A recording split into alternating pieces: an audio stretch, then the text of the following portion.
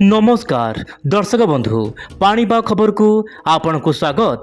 दर्शक बंधु राज्यर विभिन्न अंचल में पुणी थे प्रबल गरम गुड़गुड़ी जनजीवन को अस्तव्यस्त कर कारण दुर्बल मौसुमी वायु प्रभाव में वर्तमान ओडिशार विभिन्न जिले में पाग शुखिला रही किंतु पाणीपाग विभाग गोटे बड़ सूचना देछि कि 13 तारिख कि 14 तारिख में गोटे ट्रप लाइन बा घूर्णिबलय प्रभाव में ओडिशार किछि जिले में वर्षा बढ़िया पाग अनुकूल हेबो।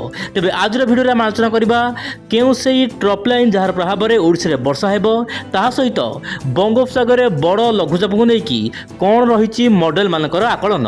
आसंतु आजर भिडियो रे संपूर्ण आलोचना करबा। वर्तमान आपण देखंतु सैटेलाइट इमेज रे ओडिशा विभिन्न अंचल देशर विभिन्न स्थान रे पाग वर्तमान शुखिला हेबार लागिछि।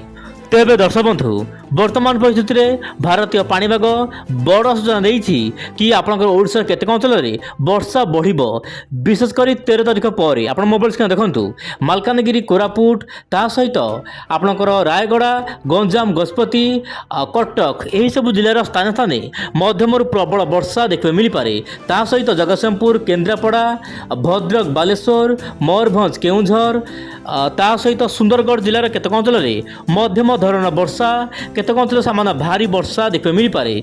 भारी वर्षा जो जिले रही से जिले 7 सेमी प्राय 11 सेंटीमीटर पर्यंत प्रबल वर्षा देखा मिल पारे।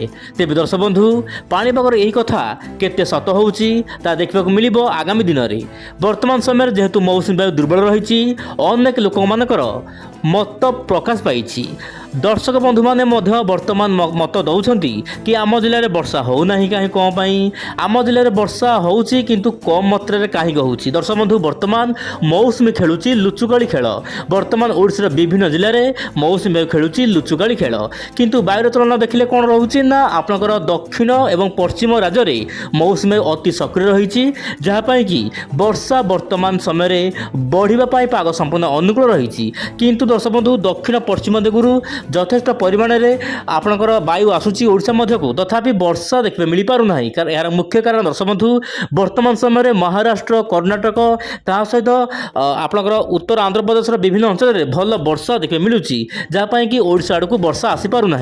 आप मोबाइल स्क्रीन देखूँ आपणकर जमीक रोचे 12 तारिख में देशर विभिन्न भाग में पाग शुखिला रु केवल पश्चिम भारत जमीक महाराष्ट्र रोचे कर्णाटक ता सहित उत्तर पूर्व राज्य आसाम मणिपुर गुवाहाटी मिजोराम अरुणाचल प्रदेश यही सब जिलार विभिन्न अंचल में भल वर्षा हो किंतु ओडिशा रे भल वर्षा होगापाई प्राय 13 तारिख पर लगी जापे। ता सहित अति प्रबल वर्षा पाणीपाग विभाग जहाँ सूचना मिली प्राय 19 तारिख लगी जापे। दर्शक बंधु आपड़ यही मॉडल को देखु यही मॉडल होउची ECMW model long range forecast. दर्शक बंधु आगामी 15 दिन मध्य देशर विभिन्न भाग में वर्षा बढ़िबो बोली जहाँ यही मॉडल आकलन करिछि।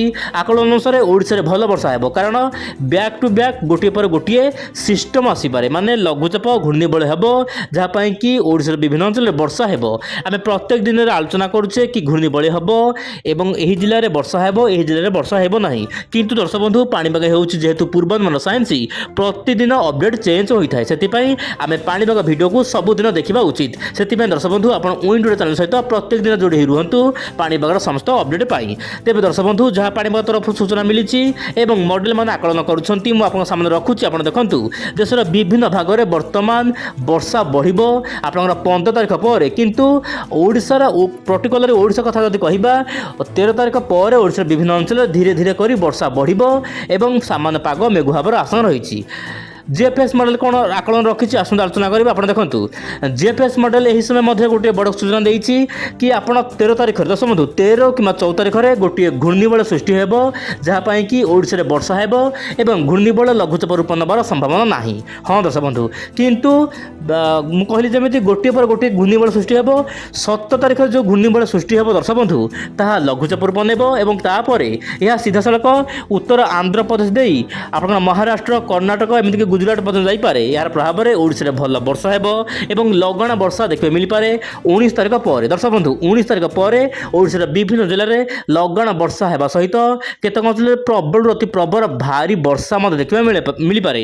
ଏମିତିକି ମହାନଦୀର ଉପରମୁଣ୍ଡ ଛତିଶଗଡ଼ରେ ମଧ୍ୟ ଭଲ ବର୍ଷା ଦେଖିବାକୁ ମିଳିପାରେ। ତେବେ ଦର୍ଶକ ବନ୍ଧୁ ମୁଁ ଆପଣଙ୍କୁ ବାରମ୍ବାର କହିଛି ପାଣିପାଗ ହେଉଛି ପୂର୍ବାନୁମାନ ସାଇନ୍ସ। ପ୍ରତ୍ୟେକ ଦିନ ପାଣିପାଗ ପରିବର୍ତ୍ତନ ହୋଇଥାଏ, କିନ୍ତୁ କେତେ ପରିବର୍ତ୍ତନ ହେଉଛି ଆପଣ ଚ୍ୟାନେଲ ସହିତ ପ୍ରତ୍ୟେକ ଦିନ ରୁହନ୍ତୁ। ଆପଣ ମୋବାଇଲ ସ୍କ୍ରିନ୍ ଦେଖନ୍ତୁ ଦେଶର ବିଭିନ୍ନ ଭାଗରେ ବର୍ଷା ବଢ଼ିବ ଆଗାମୀ ଦିନରେ। ତେବେ ଆଜିର ପାଣିପାଗ ଅପଡେଟ୍ କେମିତି ଥିଲା ମୁଁ ଆପଣଙ୍କୁ କହିଲି ଏବଂ ଆଗାମୀ ଦିନରେ ପାଣିପାଗ ଅପଡେଟ୍ କେମିତି ରହିବ ଆପଣ ଚ୍ୟାନେଲ ସହିତ ପ୍ରତ୍ୟେକ ଦିନ ଯୋଡ଼ି ହୋଇ ରୁହନ୍ତୁ। ଆଜି ପାଇଁ ଏତିକି, ପୁଣି ଦେଖିବା ଆସନ୍ତାକାଲି। ନମସ୍କାର, ଜୟ ଜଗନ୍ନାଥ ଦର୍ଶକ ବନ୍ଧୁ।